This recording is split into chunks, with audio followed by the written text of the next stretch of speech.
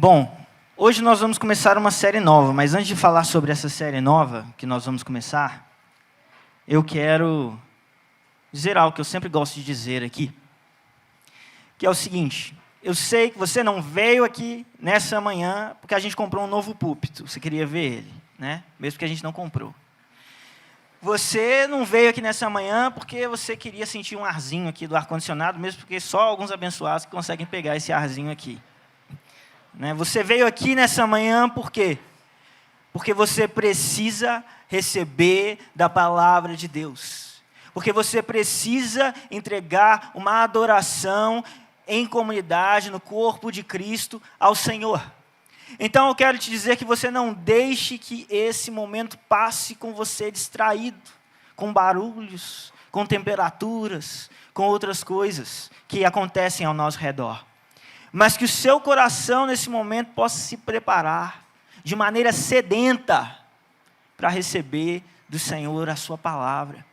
Porque eu também estou aqui para isso, certo? Eu não estou aqui porque eu tinha que pregar, eu estou aqui porque o Senhor me chamou e eu tenho sede da palavra dele, eu também quero receber da palavra dele. Se eu viesse aqui para dar a minha opinião para vocês, nem eu mesmo viria. Mas glória a Deus, porque Ele nos deixou a Escritura, porque elas são inspiradas pelo Espírito e porque elas dirigem a nossa vida como a nossa regra de fé e prática. Assim eu já te convido a abrir a sua Bíblia no livro de Jonas. E eu sei que é um livro um pouco difícil da gente achar às vezes, porque todo mundo sabe a história de Jonas e tal, mas é um livro pequeno no meio de um Antigo Testamento tão grande. Então enquanto você vai encontrando o livro de Jonas aí, abrindo no capítulo 1, deixa eu te dizer algumas palavras. Hoje nós vamos começar então essa série de exposições em Jonas, que vai durar aí por todo o mês de fevereiro. E essa série nós chamamos de Homem ao Mar. Por quê? Você deve estar pensando, porque um dos pontos climáticos da história de Jonas é o ponto onde Jonas é lançado ao mar. E assim, quando ele é lançado ao mar, ele é engolido por um grande peixe. E é verdade. Esse nome vem dessa cena climática. Porém, o livro de Jonas é mais do que isso. E se você bem observar e se lembrar, nessa cena o que nós estamos vendo é um homem sendo lançado ao mar da ira contra o seu pecado, contra a sua desobediência, contra a sua rebelião. E você verá que este nome, Homem ao Mar, ele traz um significado mais profundo do que apenas essa cena, porque essa cena traz um significado mais profundo do que apenas aquilo que está acontecendo ali naquele barco e naquele momento. Nós precisamos entender que todas as coisas que existem, e principalmente as histórias que recebemos na palavra de Deus, estão de alguma forma conectadas com o plano da redenção. Toda a nossa história não é a respeito de nós, e todas as histórias que lemos neste livro sagrado não são a respeito de nós. Nós vivemos um tempo onde se tornou moda recentemente, essa ideia, e recentemente eu digo há alguns anos já, mas essa ideia de protagonismo. Você tem que ser o protagonista da sua vida. Você tem que tomar o controle nas mãos. E nós não precisamos nem que ninguém nos fale isso. Porque veja que nós universalizamos as nossas experiências. Nós só conseguimos enxergar a vida a partir dos nossos olhos. Eu nunca vou saber. Não tem como eu saber como é enxergar a vida a partir dos seus olhos. Não tem como eu viver a sua história, não tem como eu ter o seu corpo, não tem como eu ter as suas vivências. E por isso nós já temos uma inclinação a uma espécie de egoísmo, a uma espécie de tentar impor as nossas vontades e experiências aos outros. E ainda temos esse discurso de que você é o protagonista, de que você tem que fazer, de que você tem que conquistar. Mas a palavra do Senhor nos mostra que a nossa história não é a respeito de nós. Que as histórias das quais lemos não são a respeito de nós. E o livro de Jonas também não é a respeito nem de nós, nem de Jonas. Mas todas as coisas estão orbitando ao redor da revelação do Filho de Deus. porque é Ele que será glorificado. É Ele quem governa. É diante dEle que todo joelho se dobrará e que toda língua confessará. Ele é o protagonista da nossa história.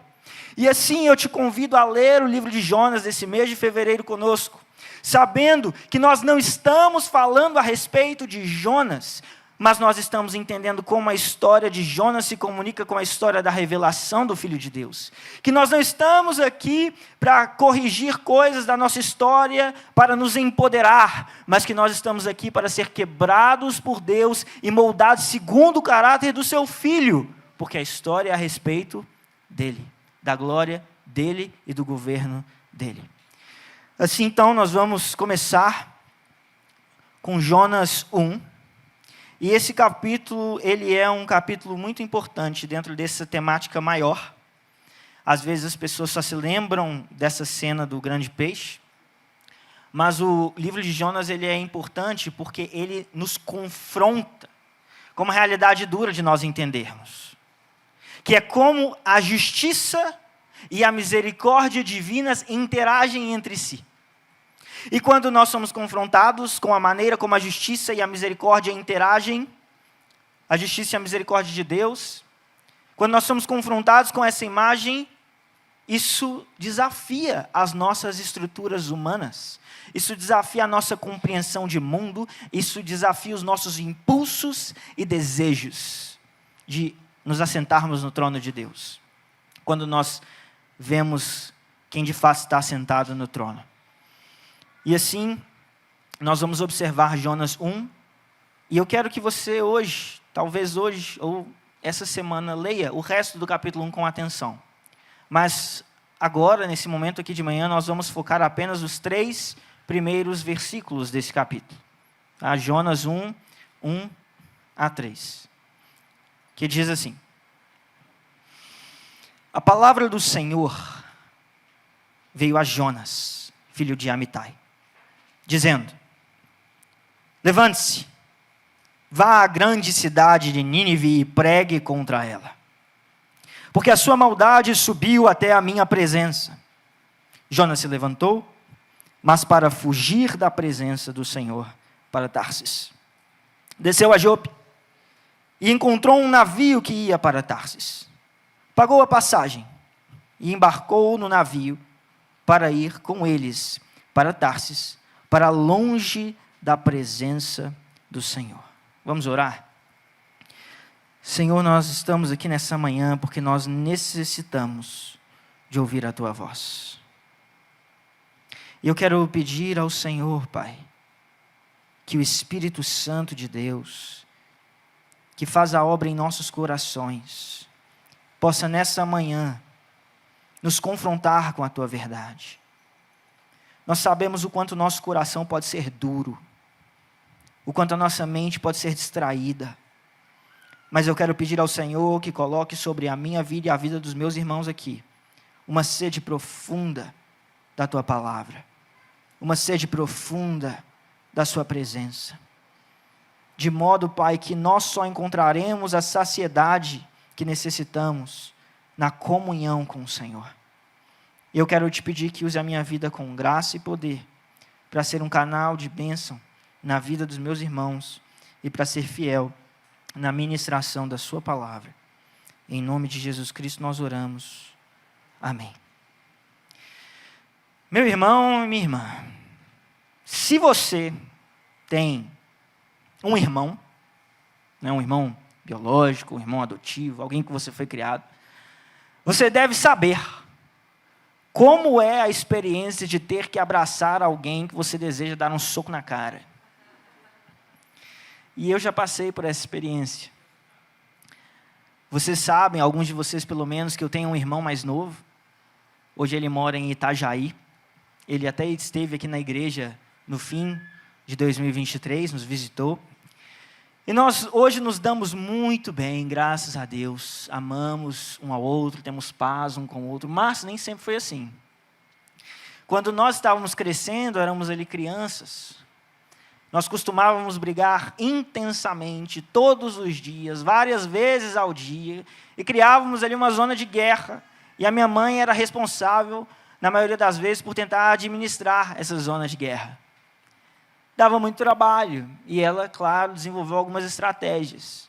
Algumas não são assim tão incomuns, mas eu tenho certeza que são experiências partilhadas entre nós. Afinal de contas, depois que nós brigávamos e queríamos bater um no outro, ela nos obrigava a fazer as pazes. Isso significa que uma desses rituais que ela estabelece, ali naquela casa com aquelas duas crianças, é: abraça o seu irmãozinho. Quando nós queríamos enfiar a mão na cara do nosso irmãozinho. E se você, veja, se você se vê obrigado a abraçar alguém que você quer, dar um soco na cara dessa pessoa, mas você se vê obrigado a demonstrar amor por essa pessoa por causa de um poder superior que está intervindo ali na sua vida, seu primeiro impulso é o quê? É fugir, é escapar dali, é resistir àquele poder superior. Mas, infelizmente, nosso apartamento era muito pequeno, a gente não tinha como correr longas distâncias e escapar dali, e nós tínhamos que nos ver obrigados a abraçar o nosso irmãozinho e fazer as pazes. Mas por que eu estou te contando essa história? Bom, porque se você é um leitor atento, não é assim tão difícil de compreender. Ou eu sou o único que olha para Jonas e vê em Jonas um homem que se comporta como uma criança mimada. Um homem rebelde, um homem que não é nada e nem um pouco razoável. E se você observar, em todo o livro de Jonas, ele não se torna assim tão razoável nem no final. Porque nós somos lembrados que lá no final do livro de Jonas, acontece uma cena onde Deus faz crescer uma planta que projeta sobre ele sombra, depois Deus mata aquela planta para ensinar a ele uma lição. E aí nós vemos que Jonas fica com raiva de Deus, e lemos esse diálogo assim, lá no último capítulo, de Deus falando com Jonas: você acha que é razoável essa sua raiva por causa da planta? Jonas respondeu: é tão razoável que eu quero até morrer. Isso é Jonas, nada maduro, não é mesmo? Mas infelizmente, nós não somos assim tão melhores do que Jonas. Nós não somos assim tão mais maduros do que Jonas, e muitas vezes nós nos comportamos da mesma forma como crianças teimosas. Todos nós experimentamos esses momentos de rebeldia, momentos de desobediência. Mas ao mesmo tempo que nós conseguimos nos identificar com isso, nós também percebemos que ao mesmo tempo nós precisamos de entender e de sentir e de descansar na misericórdia mostrada a nós pelo nosso Pai. E é nele somente que nós conseguimos encontrar saciedade, consolo e conforto. E por isso, uma das grandes mensagens que tem de ecoar nas nossas cabeças quando nós lemos o livro de Jonas, e que é a mensagem que eu quero que você entenda nessa manhã é: não fuja. É simples assim. Não fuja. Essa é a mensagem que é repetida diante de nós nesse livro. E o nosso objetivo hoje é de ver como Jonas tentou escapar, para que nós aprendamos a trilhar o caminho oposto ao de Jonas. Correr na direção oposta que Jonas correu. E se nós vamos fazer isso, nós precisamos de algumas coordenadas. E eu quero dividir com você as coordenadas para esse caminho oposto ao de Jonas nessa manhã. E a primeira delas é: não fuja, escute. Veja o que diz no versículo 1. A palavra do Senhor veio a Jonas, filho de Amitai. O livro de Jonas é um livro curioso, porque ele começa de uma maneira peculiar, de uma maneira diferente do que nós estamos acostumados. Ele não é um livro que começa com uma grande introdução, nos dando detalhes sobre o que estava acontecendo, nos dando detalhes sobre quem era Jonas. Ele começa de uma maneira abrupta e apenas nos lança nas palavras de Deus a Jonas, que eram palavras desafiadoras para o ouvinte, desafiadoras para a mente hebraica, desafiadoras para Jonas. Porque ele estava tratando de uma ordem muito difícil de ser cumprida, já que Nínive era uma cidade vista como inimigos. rivais, adversários. E esse livro começa então de repente em uma mensagem confrontadora. E as palavras que nós lemos nesse primeiro versículo, elas são palavras que indicam comumente nas Escrituras um comissionamento, um chamado, uma missão. Deus está dando a Jonas uma ordem direta e uma ordem clara. Ele está lhe dando uma comissão como profeta. E assim Deus lhe ordenava aquilo que ele deveria falar. E os 3 versículos que lemos nos mostram como Jonas recebeu essa ordem. Como Jonas recebeu esse comissionamento com um coração duro, com um coração rebelde, com um coração revoltado. E por que Jonas é tão resistente? Por que Jonas recebe essas palavras e age de maneira tão tola, tão imatura, tão rebelde, tão impiedosa? E existem vários níveis que nós podemos responder essa pergunta. E nós vamos explorar alguns desses níveis mais tarde. Mas primeiro eu quero focar na razão mais central da desobediência de Jonas. Naquilo que está no núcleo dessa desobediência, que é o fato de que há uma razão que estava em Jonas e que está também em nós, que é a nossa natureza corrupta, a nossa natureza rebelde. Por quê?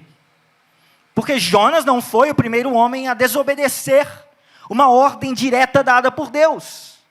Não é verdade? Quem foi o primeiro homem que desobedece às palavras que vieram de Deus até ele? Adão. Deus deu uma ordem direta a Adão e falou com ele em alto e bom som, dizendo: e o Senhor Deus ordenou ao homem de toda árvore do jardim, você poderá comer livremente, mas da árvore do conhecimento do bem e do mal, você não deve comer, porque no dia em que dela comer, você certamente morrerá. E assim o que o homem fez? Comeu do fruto. E assim a morte entrou no mundo, e a partir daí, todos nós estamos experimentando este estado de rebelião contra Deus. E a reação de Jonas à palavra que ele recebe é apenas mais um exemplo dessa rebelião. Mais um exemplo de como essa raiz de pecado se manifesta. Mas essa raiz de pecado também se manifesta na nossa realidade, não apenas nas histórias que lemos nas Escrituras. O homem é obstinado para pecar contra Deus, para desobedecer a Deus, para endurecer o coração, para tampar os seus ouvidos e não ouvir aquilo que Deus está lhe dizendo para fazer. Mas eu te pergunto, quando é que Deus falou às estrelas e as estrelas disseram, não faremos? Quando é que Deus disse qualquer coisa às obras criadas por suas mãos e elas disseram agora não, talvez mais tarde? Quando é que Deus falou as coisas que não existiam e elas deixaram de vir a existir? Mas nós, que somos pó da terra, ao qual Ele soprou o fôlego de vida, ousamos dizer não e tentar desobedecer a Deus. E por que é que nós não estamos fulminados nesse momento? Não é porque nós somos mais fortes do que Ele. Não é porque nós resistimos a Ele. Não é porque nós temos alguma autoridade. Mas você sabe por que é que mesmo assim, mesmo diante de toda a obediência resoluta de toda a criação e da nossa desobediência, sabe por que nós ainda permanecemos de pé? Sabe por que o Senhor ainda não nos fulmina com a sua ira? E não nos obriga a fazer aquilo que Ele deseja em um piscar de olhos, porque Ele é paciente. E porque Ele nos ama. E o seu amor é demonstrado através dessa paciência. Como está escrito em 2 Pedro 3, 9. O Senhor não retarda a sua promessa, ainda que alguns a julguem demorada. Pelo contrário, Ele é paciente com vocês, não querendo que ninguém pereça, mas que todos cheguem ao arrependimento. Ele é paciente com vocês. E assim nós encontramos a única razão pela qual nós não somos imediatamente fulminados diante dessa rebelião que nós manifestamos contra Deus. Ele é paciente conosco. E ele foi paciente com quem? Com Jonas. E o que nós vemos aqui, em todo esse livro, são demonstrações da paciência desse Deus que lida com esses corações rebeldes. Deus não precisava de Jonas. Deus não precisava usar Jonas para aquela missão. A missão não dependia de Jonas. Ele poderia ter levantado outro profeta. Ele poderia ter feito outra coisa para chegar àquele povo. Ele não precisava nem proclamar aquela palavra àquele povo. Mas Deus quis usar a Jonas e usou de maneira a demonstrar o seu amor, a trabalhar no coração dele e agir de modo paciente. Mas em vez de reconhecer a graça de Deus sobre ele, Jonas escolhe o quê? Escolhe não ouvir e duramente resistir à palavra de Deus. Agora, quantas vezes nós não fazemos da mesma maneira? Quantas vezes nós não resistimos à palavra de Deus, endurecemos o nosso coração, fingimos que não é conosco que Deus está falando. Você pode pensar assim, não, mas eu nunca ouvi uma voz que veio do céu. Mas todas as vezes que a palavra de Deus é pregada a você, e você se recusa a se arrepender do seu pecado, você está resistindo à palavra de Deus. Todas as vezes que você abre as suas escrituras em casa, e você a lê, e você se recusa a conformar o seu coração ao que elas estão dizendo, você está se recusando a obedecer à palavra de Deus. Todas as vezes que o Espírito Santo, na sua providência, permite que essa palavra chegue ao nosso coração através da vida de um irmão, ou através de uma circunstância da nossa vida, e nós sabemos o que Deus requer de nós, mas nós nos recusamos a obedecer, é isso que está acontecendo. E a questão que está diante de nós, então, nessa primeira abordagem e aproximação dessa passagem, é: você vai ouvir a voz de Deus? Você vai escutar o que o Senhor está dizendo? Ou você se comportará como Jonas? Para nós percorrermos o sentido oposto de Jonas, não fuja, ouça. Mas há aqui uma segunda coordenada no segundo versículo, que é: não fuja, obedeça. Veja o que está escrito então no versículo 2. Levante-se, vá à grande cidade de Nínive e pregue contra ela, porque a sua maldade subiu até a minha presença. Nós já vimos que Jonas não ouviu a palavra no sentido de não dar a importância que deveria ter dado. Agora no versículo 2, nós recebemos mais do conteúdo daquela palavra que ele recebeu. Então, qual que é a situação geral que nós vemos aqui? Nínive era uma cidade que fazia parte do Império Assírio. E eles eram famosos. Eles eram famosos pela sua crueldade, pela sua maldade, pela sua violência. As pessoas que seriam capturadas por aquele povo, elas seriam torturadas e mortas. Havia pele humana estendida sobre as paredes. Havia pessoas que seriam empaladas por eles, cabeças que seriam penduradas em postes. Esse é o nível da crueldade dos ninivitas. Mas eu sei que hoje, diante de filmes que lemos, do mundo que vivemos, dos livros que escrevemos, às vezes fica difícil a gente imaginar tudo isso. E nós nos distanciamos dessa história como se fosse assim uma coisa que a gente viu num filme, mas que de fato não existiu. Mas eu estou aqui para dizer a você que eles de fato faziam isso. E nós precisamos entender a dimensão dessa maldade. Imagine, por exemplo, trazendo a história um pouco mais para perto de nós, que você seja um judeu.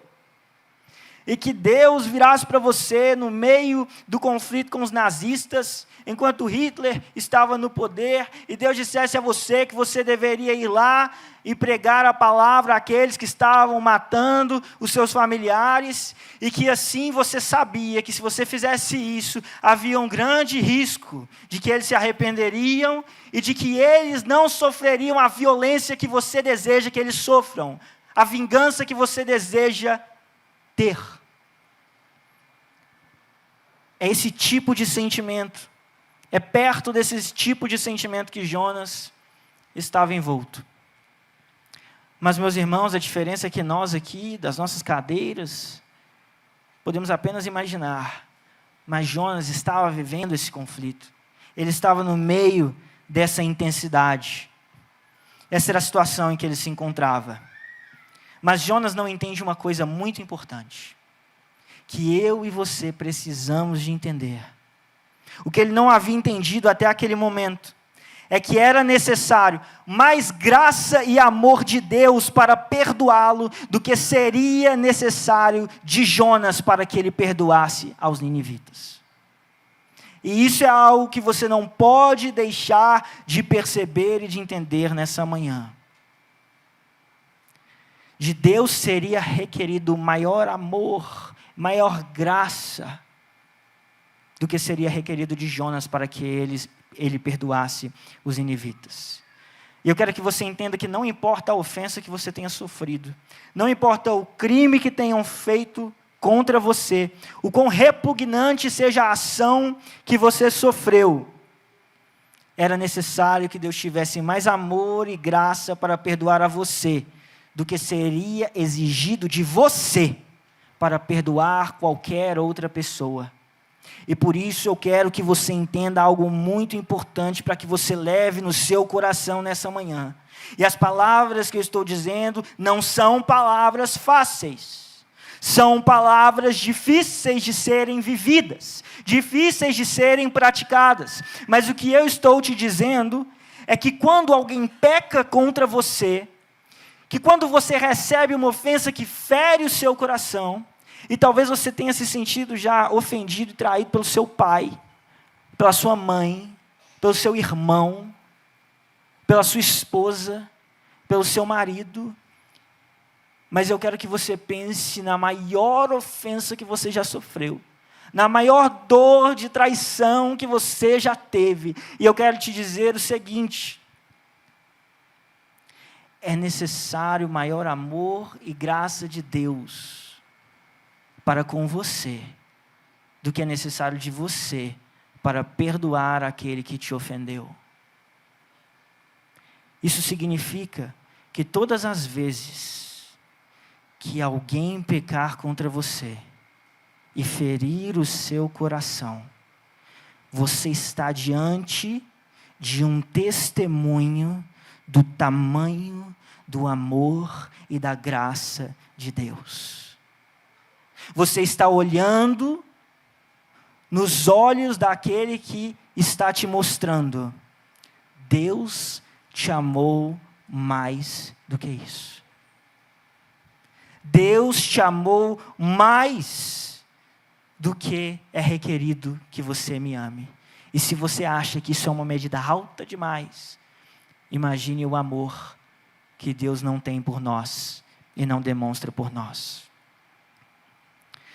Esses eram os ninivitas. E no versículo 2, algo deve nos chamar a atenção. Nós vemos Deus dando a Jonas uma ordem expressa em 3 imperativos. Ele diz: levante-se, vá e pregue. Essa foi a missão. E por que a missão foi dada? Deus diz: porque a sua maldade subiu até a minha presença.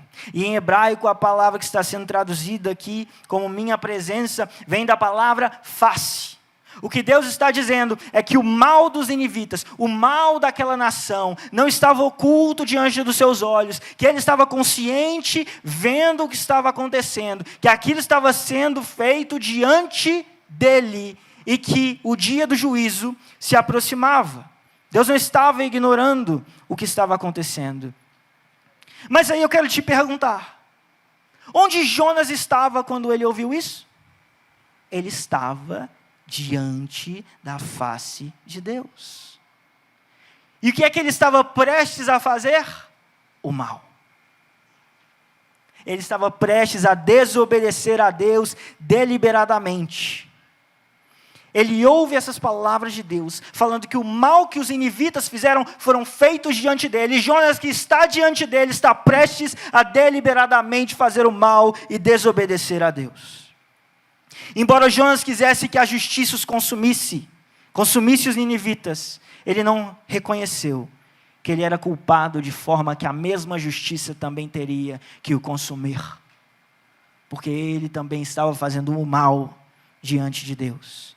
E às vezes nós agimos como Jonas, e cheios de justiça própria, nós ficamos em rebelião contra Deus. E nós não reconhecemos graça para com o nosso pior inimigo. Isso deveria nos ajudar a pensar sobre os imperativos que Jonas recebeu. Jonas recebeu ordens que ele não queria cumprir. Mas eu te pergunto, quais são os imperativos, quais são as ordens que você recebeu, que você tem resistido, que você não quer cumprir, que você tem ignorado o que a palavra de Deus, o que o Senhor tem falado? Nós sabemos o que Jonas está fazendo aqui, está escrito. Talvez de maneira anacrônica eu possa importar um princípio do Novo Testamento para te dizer que Jonas lutaria demais com o que Jesus fala em Mateus 5,44, onde Jesus diz: eu, porém, lhes digo, amem os seus inimigos e orem pelos que perseguem vocês, para demonstrarem que são filhos do Pai de vocês que está nos céus. Talvez você esteja tentando escapar do mesmo imperativo que Jonas. Talvez a sua dificuldade seja para amar os seus inimigos. Mas talvez o imperativo, a ordem que você recebeu seja outra. E você está tentando a resistir da mesma maneira. Talvez seja o imperativo de amar a sua esposa. Talvez seja o imperativo de se submeter ao seu marido. Talvez seja o imperativo de viver em santidade e de não se entregar aos vícios. Talvez seja o imperativo de ser generoso e não se apegar aos tesouros dessa terra. Mas nós devemos considerar isso diante de Deus e perguntar ao Senhor: Senhor, quais são as ordens, quais são os imperativos, quais são os comandos que eu tenho resistido como Jonas, fingido que não estou ouvindo e tenho apresentado um coração duro diante do Senhor? A nossa segunda coordenada é: não fuja, obedeça. Não use a justiça própria como desculpa para o seu pecado. Mas há uma terceira e última coordenada, um terceiro e último princípio, que eu quero que você compreenda nessa manhã, diante desses 3 versículos, que é: não fuja, se aproxime. Não fuja, se aproxime. Veja o versículo 3. Jonas se levantou, mas para fugir da presença do Senhor, para Tarsis. Desceu a Jope e encontrou um navio que ia para Tarsis. Pagou a passagem e embarcou no navio, para ir com eles para Tarsis, para longe da presença do Senhor. Como eu disse antes, os imperativos que Jonas recebeu foram: levante-se, vá e pregue. E o que é que Jonas faz aqui? Ele se levanta. Muito bem, Jonas. Começou bem. Mas aí o que ele faz? Ele vai para o lado oposto. Vai para a direção oposta que Deus o havia mandado ir. Ele está indo para Tarsis. E a localização de Tarsis, ela é desconhecida por nós. No entanto, nós sabemos que para chegar a Tarsis, ele foi primeiro para Jope, em busca de um navio. E esse sentido é o sentido oposto ao de Nínive. É o sentido oposto que ele deveria estar caminhando. E nós sabemos também que ele estava indo para um lugar muito distante. Um lugar tão distante. Por quê? Porque em 2 Crônicas 9, 21, nós somos informados que a viagem para Tarsis levaria, a viagem de ida e volta para Tarsis, levaria cerca de 3 anos. Era um lugar longe. Porém, mais importante do que a localização de Tarsis, é o fato dele ter ido para lá para fugir da presença do Senhor. Isso não é curioso? Não é curioso o fato que Jonas está indo para lá para fugir da presença do Senhor? Será que Jonas era burro? Será que ele era assim tão tolo? De achar que ele poderia fugir da presença de Deus? Que ele poderia se esconder de Deus, sendo que Deus havia acabado de dizer a ele que ele estava vendo o que os ninivitas estavam fazendo? Mas Jonas vai para lá para fugir da presença de Deus. Então o que ele estava pensando? Eu não creio que ele estava pensando que ele se esconderia de Deus e Deus de alguma forma não poderia vê-lo, não poderia encontrá-lo.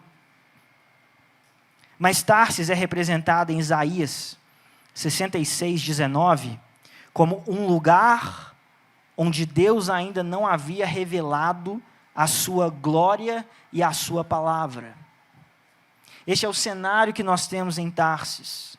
E Jonas estava tentando escapar da presença de Deus da maneira como a presença de Deus é manifesta no meio do seu povo. Essa era a tentativa de Jonas. O que ele não entendia, porém, era que o seu coração já estava fugindo de Deus muito antes dele embarcar naquele barco. O que ele não havia percebido é que antes dele chegar em Jope, quando ele pretendeu desobedecer ao Senhor, o seu coração já estava distante de Deus. E essa é uma realidade que não é incomum para nós hoje. A realidade de nós estarmos entre o povo de Deus, a realidade de nós estarmos na presença de Deus, no sentido de como ela é manifestada em meio ao seu povo, mas estarmos em Tarsis. É fácil ver alguém que está em Tarsis como alguém que está longe de Deus, longe da presença de Deus. Mas o coração de Jonas estava em Tarsis antes que seus pés pudessem tocar a terra. E talvez você tenha ido à igreja, talvez você tenha erguido as suas mãos durante o culto, talvez você venha com a Bíblia debaixo do seu braço, você faça o que socialmente é esperado de você, mas o seu coração está em Tarsis.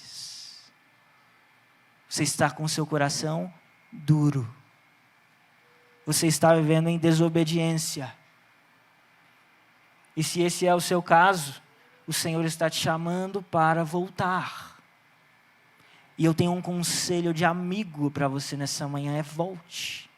Pare de fazer as suas malas para pegar o navio para Tarsis. Volte antes que a tempestade venha. Volte antes que você seja lançado ao mar, ou seja engolido por um grande peixe. Basta de fugir de Deus e daquilo que Deus te chamou para fazer. O texto também nos diz outra coisa interessante, que às vezes nós perdemos essa dimensão no português, mas há uma repetição aqui no hebraico. O texto diz assim que Jonas desceu a Jope. E no texto em hebraico, há uma repetição da ideia de descer quando ele entra no navio. É como se estivesse falando, Jonas desceu a Jope, Jonas desceu ao navio, e nós assim compreendemos que há um contraste aqui nesse texto, com a desobediência de Jonas. Jonas está em uma trajetória descendente, e assim Jonas continuará descendo até ir parar no mar, até ir parar dentro da barriga do grande peixe, até ir parar na sepultura no centro dos mares. Jonas começa a sua trajetória descendo e descendo e descendo na sua desobediência. E o texto também nos diz que ele pagou a passagem. E tanto a tradição judaica quanto algumas pistas no texto sugerem que é possível que Jonas tivesse, na verdade, alugado toda aquela embarcação para fugir de Deus. Mas ainda que ele não tenha alugado toda a embarcação, Fato é que ele pagou por isso. É assim que Jonas estava comprometido a desobedecer a Deus. É assim que Jonas estava comprometido em ver Nínive condenada. Ele pagou para ver isso. E o que nós não podemos esquecer, no entanto, é que enquanto Jonas pagava a sua passagem para ver a condenação de Nínive, aquele que é maior do que Jonas, Jesus, pagou um preço muito mais alto para salvar aqueles que não são melhores do que os ninivitas. Eu e você. O sacrifício que Jesus faz é diametralmente oposto à missão e à jornada de Jonas. Repare que Jonas recebeu de Deus uma missão a ser cumprida. E nessa missão que seria por ele cumprida, Deus estaria com ele. No entanto, nós vemos que quando Jesus cumpre a sua missão o leva para a solidão da cruz. Jonas recebe uma missão e Deus estaria com ele. Jesus recebe uma missão em caminho do abandono e da solidão da cruz. Jonas toma a sua trajetória descendente não como parte da sua missão, mas como parte da sua desobediência. A trajetória descendente de Jonas é desobediência, mas para que Jesus cumprisse a sua missão, ele desceu dos céus. Ele se humilhou.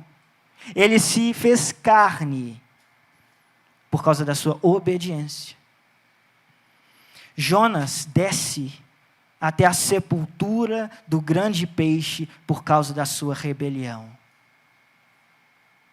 É porque Jonas é rebelde. É porque Jonas tem o coração duro. É porque Jonas está desobedecendo que ele vai parar na sepultura do grande peixe. Mas é porque Jesus é obediente. É porque Jesus é misericordioso que ele vai parar na sepultura. Na sepultura do mar agitado da ira de Deus contra o nosso pecado. E é por isso que nós, esse mês, estamos vendo essa série, que se chama Homem ao Mar.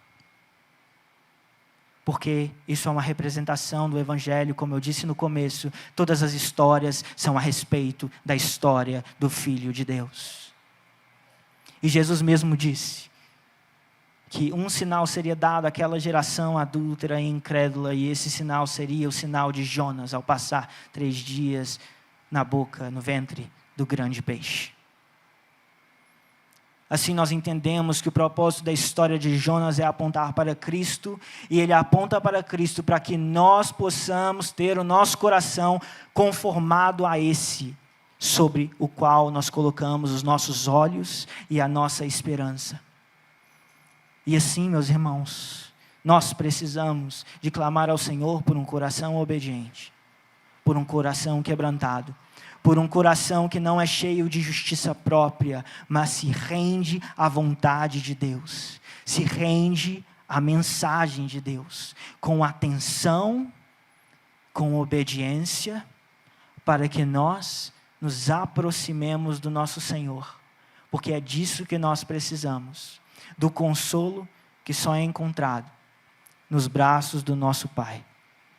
Assim, quando você se lembrar da história de Jonas, lembre-se de que o Senhor, nosso Deus, Cristo Jesus, foi atirado ao mar da ira de Deus, para que nós pudéssemos atracar o nosso barco em casa.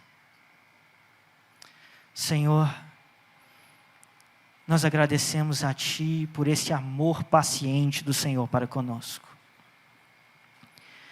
E eu quero pedir ao Senhor que sonde os nossos corações.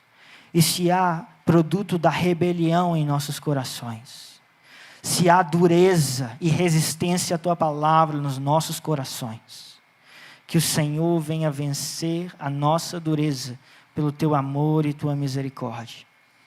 Eu te peço, Deus, que aqueles que estão dobrando suas roupas para guardar nas malas, porque querem pegar o primeiro navio para Tarsis, que eles sejam impedidos antes que tenham que ser lançados ao mar. Mas se nós precisamos ser lançados ao mar, para ter o nosso coração quebrado, e entender quem é o Senhor, Pai, então que assim seja, porque a Bíblia também diz que o Senhor disciplina o filho a quem ama, e que nós possamos descansar nesse amor, descansar sabendo que nem todas as coisas acontecem como nós queremos, mas todas as coisas acontecem para o bem daqueles que foram chamados, que foram designados pelo teu propósito, que são guardados pela tua eleição e pela tua palavra. E assim eu quero pedir ao Senhor, Deus, que nos dê nessa igreja, nessa comunidade, a graça de vivermos em obediência, com um coração pronto a ouvir, pronto a obedecer e sedento em se aproximar. Em nome de Jesus Cristo nós oramos. Amém.